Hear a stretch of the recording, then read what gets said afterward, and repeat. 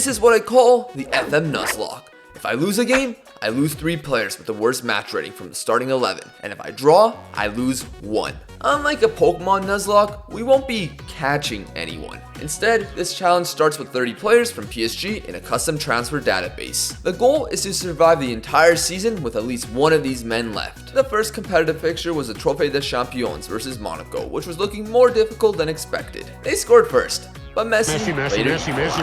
However, despite dominating, the rat of foot Ben Yedder would take the lead. This is the rat of glory, man. We were about to lose 3 overpaid athletes. Mbappe, let's go. In behind to Icardi. Let's go! By the way, that's me. And if you want to see more challenges and saves, you can check me out on my Twitch at the Chroo, where we already started the first season of the Final.fm series. Nevertheless, it went to penalties, and the chat and I decided that since the game went to the full 90, losing here would be 2 players gone instead of 3, so a lot was still at stake. It seemed all good, until Messi stepped up, basically. Thankfully, Boadu missed, but no one else was. Penalty after penalty, the ball was hitting the back of the net. Even the keeper slotted theirs home. So it went back to the beginning, and Messi was up again. Oh, I'm nervous. Messi. Ankara Messi. You can't make that up! Verratti and Hakimi gone immediately. I have the editor available for this, so their contracts were terminated. With the Ligue 1 season beginning, I was expecting the side to still do well, and that exactly happened. We weren't having any troubles winning football matches as if I'm playing FIFA career mode on semi-pro. Obviously we were PSG with Messi, Neymar, and Mbappe, but even against the historic clubs of Marseille and Lyon, the biggest challenge was against Ajaccio, the club known for having Mexico legend Ochoa. This whole challenge seemed like it would be a breeze. Who knows? So I need to explain something. If a player gets injured and can't play in the next fixture, they're gone from this challenge. So Messi, who can score this, but not these 2 pens, well, he was transferred to Barcelona. It got even better as 4 days later, Kimpembe broke his lower leg. Despite 2 starters getting injured, that wasn't impacting results. Clean sheets were being kept thanks to a solid back line, including Donnarumma saving our bacon. Even in games where we conceded goals, Mbappe was there to tuck home so many. Yes, sir. Even the Champions League gave us no difficulties. Anderlecht, Roma, and Ajax were no match in any of the fixtures. We won the group with no drop points. But the real worry was the game against Bordeaux. The transfers were up to date as of July 24th, so Gini Wijnaldum was still at the club. But we had guys like Vitinha, who is such a promising player in real life. Wait a minute, he's taking another card out for... Never mind. Nearly a full 90 to play. But we have Mbappe. Yes, sir. A 2-1 win meant no players were eliminated, except for Vitinha, who, with the final main rule, cannot play the next match due to suspension. Terminated. Since I was managing a side that had Sergio Ramos, yellow card suspensions were my biggest fear. In France, if you get 3 yellows in your previous 10 fixtures, you're suspended. So, a couple ways to counteract this. Firstly, giving all my defenders and midfielders the player instruction to ease off tackles. That worked pretty well. But when I had a player on 2 yellows and decided not to start them, I would sub them on in the 90th minute so it would count as a match. Heading into the World Cup break, perfection across the board. Now with South Korea winning the most miraculous of World Cups and ignoring friendlies that don't count, we were back to club football. Grenoble? Maybe nervous, especially with an Icardi injury. We won, but at what cost? Oh my god! Luckily, Kalimundo wasn't injured badly enough, yet Edekite was injured a few games before the World Cup break. Being in January, despite having 300 million, I decided that transfers weren't allowed with this specific version of the challenge. Monaco was the first match of the new year, and they have been the only opponent up to this point to cause us problems. Mbappe though, Mbappe. Oh my gosh, Mbappe, what a mistake by their team. Say it for the fans. Yes, sir. Uh-oh, but Minamino. That is a great strike by the former Liverpool man. There we go, Neymarzito. In behind to Mbappe. The cheat code Mbappe. Tell the fans what you think about that goal. Yes, sir. He's wide open, overlapped. Henrique. He's gonna find Ben Yedder, who tucks it home. It's 1-1. It's 2-2 actually. My word, I can't count. Neymar to Mbappe. Draxler. Can we get the job done? Bernat. To Rafael? Rafael. Boom! Sarabia. Last minute goal. Let's close it down. It's a corner kick for Golovin.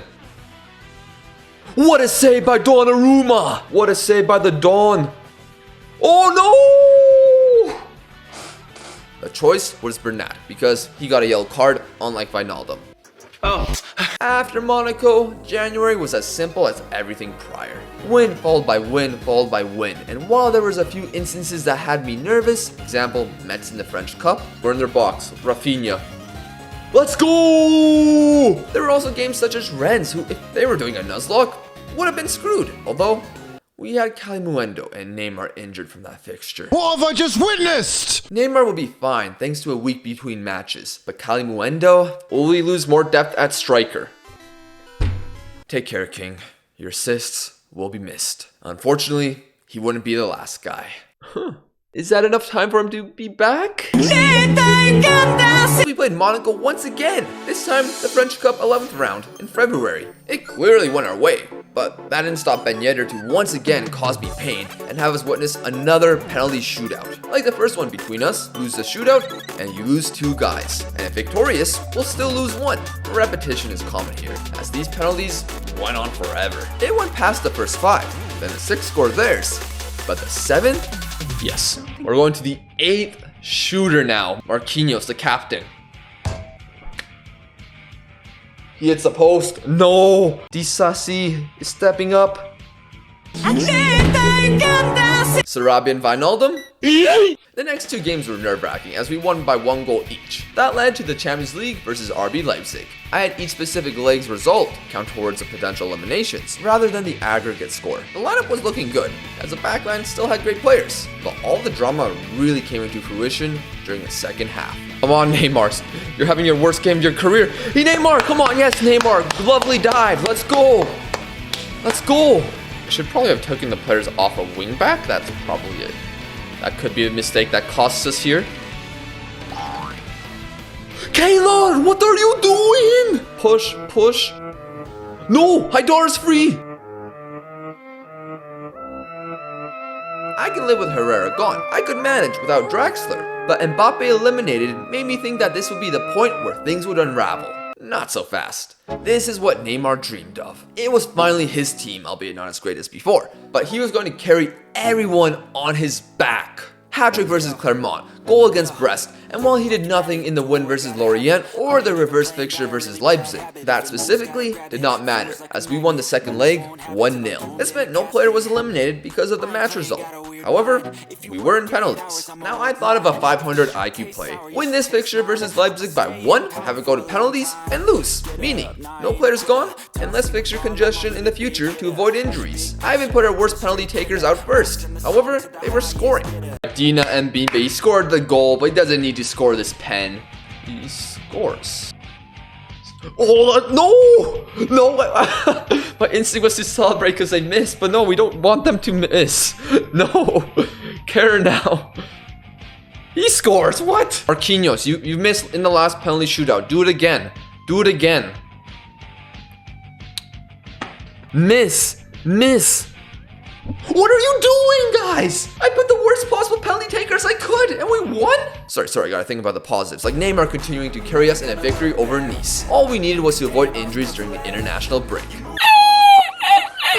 You already know he's gone. Now it's a bit of an overdone meme, but Neymar conveniently always gets injured or is not available around the March period of the season with PSG, which is the same month as an international break and his sister's birthday.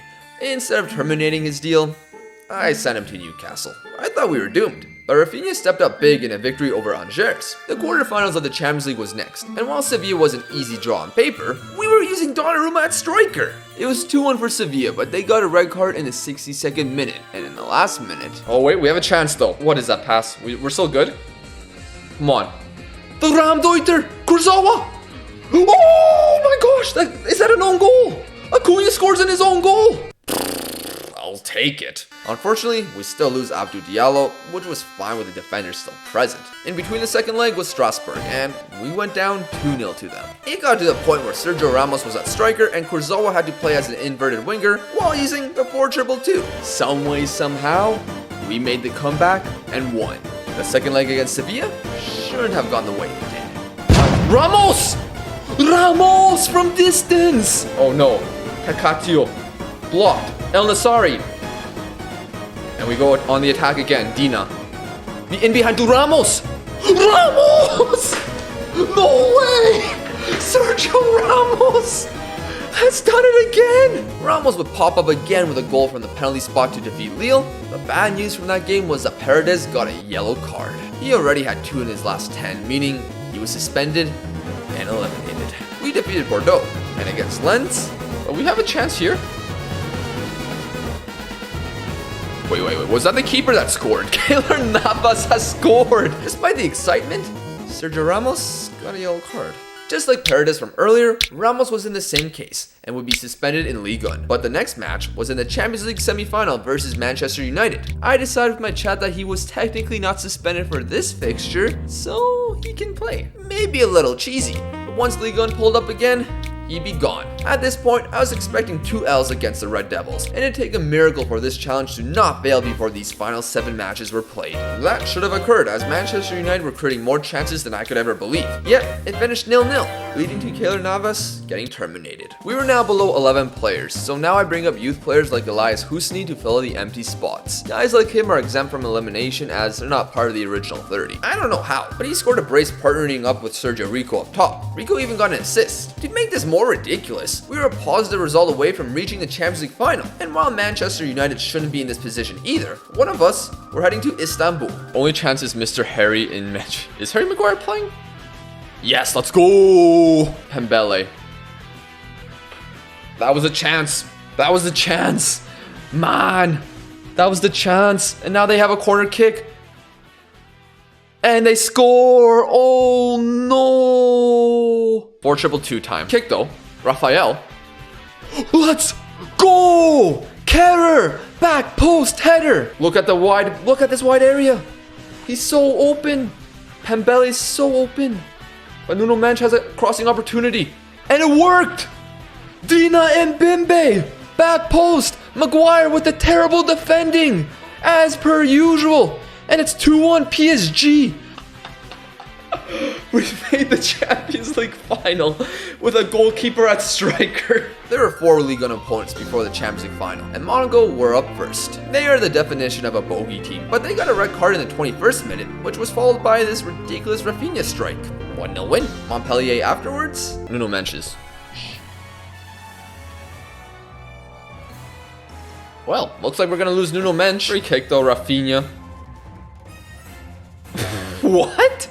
Rafinha scores that? Another win, but Nuno Mendes was released. I ended up calling this Michoud guy to fill up the formation. Following that, a 3-0 victory over Rennes, and on the final day of the season, Nons were dealt with despite them scoring early. You also might be wondering how we weren't getting injuries. For one, I was getting lucky. The other reason, you can't get a training injury if you don't have training. With a Champions League final left, we basically completed my goal of the challenge. 9 out of the 30 players left. Well, Marquinhos got injured because I let them train, but we forced him to play through the injury. But I still find it crazy that despite playing matches with a side like this, our record in Ligue 1 was 37 wins, 1 draw, and 0 losses. And Mbappe still finished as the top scorer, and Neymar had the most assists. So the new objective of the challenge was to not only survive with at least one of the 30 original players left, but to also achieve Europe's biggest prize. Manchester City were our opponents, and they had the collapse of the century with these results ending the season. Can we defeat them? It's gonna be a highlight, it's probably gonna be for them. Let's be real.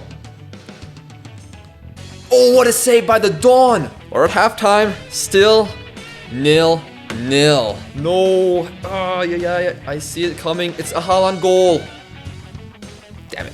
You know what we do. Last 15 minutes, 4-2-2. I know these guys have given all they can, especially Rico, and they're all tired. They're so tired. I don't know if it's possible to even create a single chance. Bring everyone up, including Donnarumma. Maybe we do make that last minute change. Swap the kits with Rico. Despite all of that, it wasn't enough for Pep Guardiola to finally win the Champions League. All he had to do was face a team with a goalkeeper at striker.